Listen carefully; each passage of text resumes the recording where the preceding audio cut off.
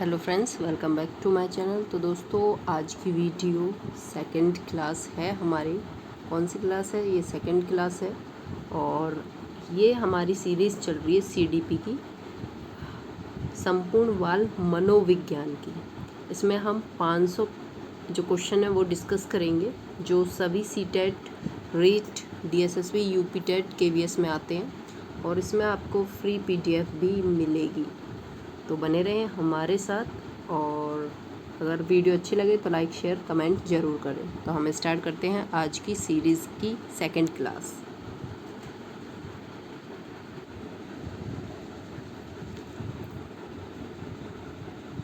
ये है first question आपकी होम स्क्रीन पे।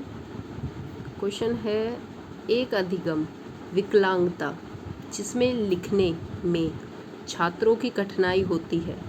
आपको बताना है जिसमें छात्रों को लिखने में कठिनाई होती है वो क्या कहलाता है? डिसकैल्कुलिया, डिसग्राफिया, डिसलेक्सिया, लिखने में कमजोरी। तो इसका सही ऑप्शन होगा डिसग्राफिया।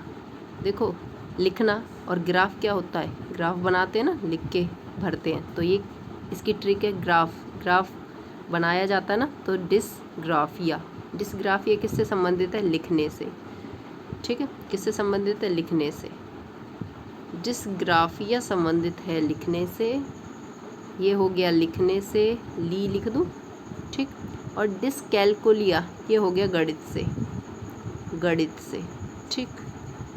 अभी हम देखेंगे कैसे संबंधित है। डिसलेक्सिया ये पठन अक्षमता जो होती है ना, पढ़ना नहीं आता, हमने लिखा है बी और बच्चे ने पढ़ दिया। हमने लिखा है BAT बैट और बच्चा पढ़ रहा है डैट, ये डी बना देता है, DAT डैट, ठीक है।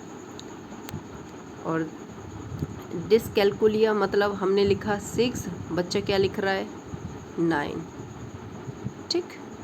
और हमने दिया ये 3 प्लस करना है, तो बच्चा क्या करता है? इसे 9 2 11 होना चाहिए, तो बच्चा इसे क्या आएगा? माइनस कर देगा। ये होता है डिसकैल्कुलिया, ठीक है। ये आपका कॉन्सेप्ट के। डिसग्राफिया लिखने की अक्षमता है, तो बच्चा जब मैडम बोलेगी बी लिखो तो वो क्या लिखेगा? डी लिखेगा, ठीक है। और डिसलेक्सिया क्या हो गया? हमने बोला है, ये मैंने दे ही दिया है डैट, तो वो पढ़ेगा बैट, ऐसे, ठीक है। ये गड़बड़ है। तो आपको आई होप ये कॉन्सेप्ट क्लियर हो गया होगा। नेक्स्ट क्वेश्चन है हमारा, अधिगम में उपयोग और अनुपयोग के नियम को कहा जाता है। आपको बताना है अधिगम में उपयोग और अनुपयोग के नियम को कहा जाता है प्रभाव का नियम, श्रम का नियम, प्रबलन का नियम, इनमें से कोई नहीं। तो इसका सही आंसर होगा सेकंड, श्रम का नियम। क्या कहा जाता है? श्रम का नियम।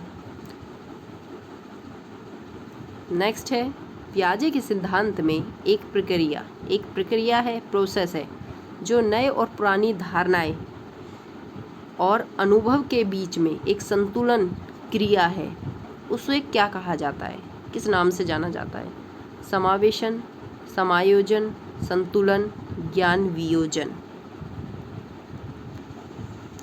तो पहले तो इसका सही आंसर होगा दोस्तों डी।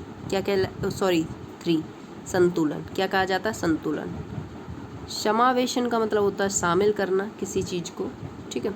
समायोजन का मतलब क्या होता है? पूर्व ज्ञान या योजना में, आप राइट भी कर सकते हैं, लिख सकते हैं। पूर्व ज्ञान या योजना में परिवर्तन करके वातावरण के साथ तालमेल बैठाकर किया हुआ समायोजन यानी तालमेल कहलाता है, यानी समायोजन कहलाता है। इसे इंग्लिश में कहते हैं एडजस्टमेंट। क्या कहते हैं? एडजस्ट, कहते हैं ना, एडजस्ट करना, ठीक। नेक्स्ट है, खिलौने की आयु कहा जाता है। अब आपको बताना है टॉय एज। ये पहले भी कई बार रिपीट हो चुका है, ये रिपीटेड क्वेश्चन है, रीट में भी रिपीट हुआ है, सी टेट में भी। तो ये सभी टेट के लिए आपके लिए बेनिफिशियल साबित होंगे दोस्तों। किशोर अवस्था, शैशव अवस्था, युवावस्था, पूर्व बाल्यावस्था। तो आप बताएं खिलौने की एज, टॉय एज किसे कहा जाता है? ये कहा जाता है पूर्व बाल्यावस्था को। किसे कहा जाता है? पूर्व बाल्यावस्था को कहा जाता है, ठीक है। और आपका एक क्वेश्चन है, होमवर्क है आपका, तूफान की अवस्था, तूफान और संघर्ष की अवस्था किसे कहा जाता है? ये कमेंट में आपको बताना, देखते हैं किसमें है कितना तब। ठीक है, पहले ही इसलिए मैंने होमवर्क दे दिया है। नेक्स्ट है, सर्वप्रथम मनोविज्ञान की प्रयोगशाला कब स्थापित की गई थी? 1859, 1879, 1990, 1855। तो इसका सही आंसर होगा 1879। ठीक, नेक्स्ट, सर्वप्रथम मनोविज्ञान की प्रयोगशाला अब कहाँ तो पता पड़ गए, अब कहाँ कब तो पता पड़ गया, अब कहाँ स्थापित की गई थी वो आपको बताना है। लिप्जिंग, अमेरिका, बूस्टन, जर्मनी। तो इसका सही आंसर होगा, बताएं आप, इसका सही आंसर होगा 1, लिप्जिंग में। और ये कहाँ पड़ता है? ये जर्मनी में पड़ता है। कहाँ पड़ता है? जर्मनी में लिप्जिंग नाम का एक शहर है, वहाँ सर्वप्रथम मनोविज्ञान की प्रयोगशाला स्थापित की गई थी दोस्तों। ठीक, नेक्स्ट है, पियाजे के संज्ञानात्मक विकास की अवस्था में 2 से 7 वर्ष तक की कौन सी अवस्था शामिल है? आपको बताना है, पियाजे ने जो संज्ञानात्मक विकास का सिद्धांत दिया था उसमें 2 से 7 वर्ष की अवस्था में कौन सी है? संवेदिक पेशीय अवस्था, मूर्त सक्रियात्मक अवस्था, अमूर्त सक्रियात्मक अवस्था, पूर्व सक्रियात्मक अवस्था। तो आप बताएं। तो इसका सही आंसर होगा पूर्व सक्रियात्मक अवस्था।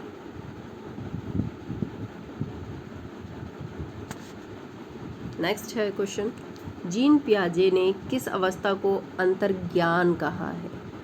आपको बताना, अंतर्ज्ञान की अवस्था, किस अवस्था को जीन पियाजे ने कहा है? संवेदिक पेशीय अवस्था, ये क्या होती है दोस्तों? ये होती है 0 से 2 वर्ष, ये आप ये नोट कर लें, 2 ईयर। ठीक है, अमूर्त संक्रियात्मक अवस्था, अमूर्त संक्रियात्मक अवस्था, पूर्व सक्रियात्मक अवस्था, मूर्त सक्रियात्मक अवस्था। आप बताएं इसका सही आंसर क्या होगा?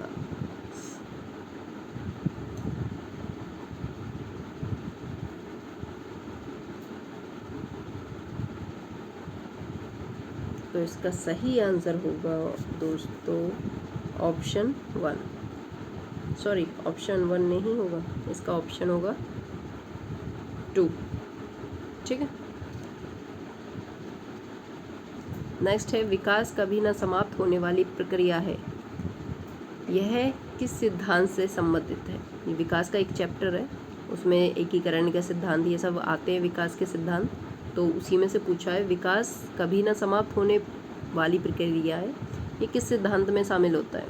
एकीकरण का सिद्धांत, अंतःक्रिया का सिद्धांत, निरंतरता का सिद्धांत, अतः संबंध का सिद्धांत। तो इसका सही आंसर होगा 3, निरंतरता का सिद्धांत, कॉन्टिन्यूटी। ठीक है, नेक्स्ट है, स्टेट थ्योरी किसने दी? आपको बताना है, स्टेज थ्योरी है दोस्तों। स्टेज थ्योरी किसने दी थी? वाइगोत्स्की, पियाजे, एरिक्सन, फ्राइड। तो ये दी थी पियाजे ने। किसने दी थी? पियाजे ने। इसी को कॉग्निटिव, संज्ञानात्मक विकास का सिद्धांत बोला गया था, और इसे ही विकासात्मक सिद्धांत भी कहा जाता है, विकासात्मक, क्योंकि बच्चों के विकास का अध्ययन किया गया था। और क्या कहा जाता है? संज्ञानात्मक विकास का सिद्धांत। तो आप कंफ्यूज ना हो, नाम कोई भी आ सकता है, जरूरी नहीं है सिंपल सा वो क्वेश्चन पूछे, घुमा के पूछा जाता है। नेक्स्ट है, प्रयोगात्मक मनोविज्ञान का जनक किसे कहा माना जाता है? विलियम वुंट, कोहलर, पियाजे, शेक्सपियर। तो इसका सही आंसर होगा विलियम वुंट को। विलियम वुंट को प्रयोगात्मक मनोविज्ञान का जनक माना जाता है। कोहलबर्ग ने नैतिक विकास की कितनी अवस्थाएं बताई हैं? अब आपको बताना है, कोहलबर्ग ने जो नैतिक विकास की अवस्थाएं बताई हैं कितनी बताई थी? 3, 2, 5, 4। तो इसका सही आंसर होगा 3। वो 3 कौन कौन सी थी? देखो हम इधर लिख देते हैं, आप नोट कर लेना। ये होगा प्री कन्वेंशनल, ठीक है, समझ जाओगे। फिर दूसरी है कन्वेंशनल, CONVENTIONAL। थर्ड है पोस्ट कन्वेंशनल, पोस्ट कन्वेंशनल। ठीक है, नेक्स्ट है मनोविज्ञान की सहायता से अध्यापक को ज्ञान होता है। जब किसी टीचर में मनोविज्ञान का ज्ञान होता है, यानी यदि कोई टीचर अच्छा मनोविज्ञान पढ़ा हुआ है, उसने अच्छी स्टडी की है, तो उसे किस चीज़ में सहायता मिलती है? पठन पाठन उपयोग का, बुद्धि के स्वरूप का, यानी मनोविज्ञान शिक्षक की किस क्षेत्र में सहायता करता है वो बताना है। छोटे बच्चों की समस्या का, उपरोक्त सभी। तो दोस्तों इसका सही आंसर होगा उपरोक्त सभी, इसलिए आप लोगों को मनोविज्ञान की शिक्षा दी जाती है। 14 है ईमेल एमिल। ग्रंथ की स्थापना किसने की थी? रूसो, पियाजे, फ्राइड, गार्डनर। तो इसका सही आंसर होगा क्या? रूसो। रूसो ने ही ईमेल ग्रंथ की रचना की थी। नेक्स्ट है विकासात्मक मनोविज्ञान के प्रवर्तक है। आपको बताना है विकासात्मक मनोविज्ञान के प्रवर्तक कौन थे? रूसो, पियाजे, वाइगोत्स्की, कोहलर। तो इसका सही आंसर होगा पियाजे। क्या होगा? पियाजे। तो मैंने आज का होमवर्क पहले ही मैंने बता दिया था। आपको बताना है रैट पे प्रयोग किसने किया था, ठीक है, और एक मैंने पहले ही दे दिया है, ठीक है। तूफान और संघर्ष की अवस्था आपको बताना है। तो ये थी दोस्तों आज की वीडियो अच्छी लगे तो लाइक शेयर कमेंट करें, और ऐसी ही वीडियो देखने के लिए आप बने रहें हमारे चैनल के साथ। Thank you for watching.